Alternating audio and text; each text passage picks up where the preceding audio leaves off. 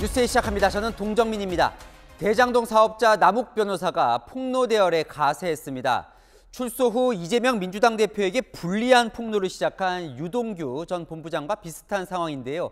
오늘 출소 후 열린 첫 재판에서 이 대표를 향해 폭발력이 큰 발언들을 쏟아냈습니다. 이재명 시장 측 인사들이 대장동 지분을 갖고 있는 걸 알고 있었다. 이재명 성남시장 재선 자금으로 최소 4억 원을 전달했다. 이 법정에서 증인으로 출석해야 한 발언이라 거짓일 경우 추가 처벌도 받게 됩니다.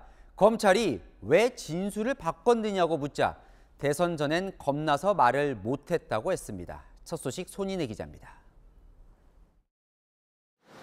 대장동 키맨 중 한 명인 남욱 변호사가 구속기한 만료로 서울구치소에서 출소한 건 오늘 새벽. 1년 만에 나왔는데 한마디 해주시죠. 죄송합니다. 하지만 남 변호사의 입이 열리기까지는 오랜 시간이 걸리지 않았습니다. 10시간이 지나 대장동 재판에 증인으로 출석해 천화동인 1호의 주인에 대해 폭로성 증언을 이어간 겁니다. 남 변호사는 2015년 1월부터 천화동인 1호 지분이 이재명 당시 성남시장실 지분이라는 걸 김만배 씨로부터 들어서 알고 있었다고 증언했습니다. 검찰이 지난해 조사 때 이재명 측 지분을 말하지 않은 이유가 있느냐고 묻자 남 변호사는 당시에는 선거도 있었고 겁도 많고 입국하자마자 체포돼 솔직하게 말을 못했다고 답했습니다. 남 변호사의 이 같은 폭로는 재판 출석 때부터 예고됐던 상황. 진술 태도 바꾸신 이유는 법정에서 소상히 말씀드리겠습니다. 2014년 이재명 성남시장 재선 자금을 댔다는 증언도 내놨습니다.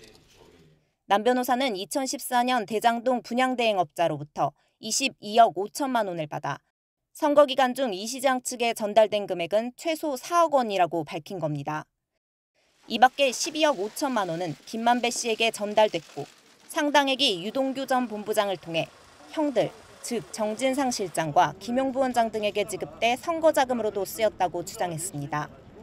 남 변호사는 이재명 시장이 대통령이 되면 대북 지원 사업으로 추천해 대박을 노릴 수 있다는 유 전 본부장의 설명을 듣고 다시마 비료 사업에 거액을 투자했다고 말하기도 했습니다.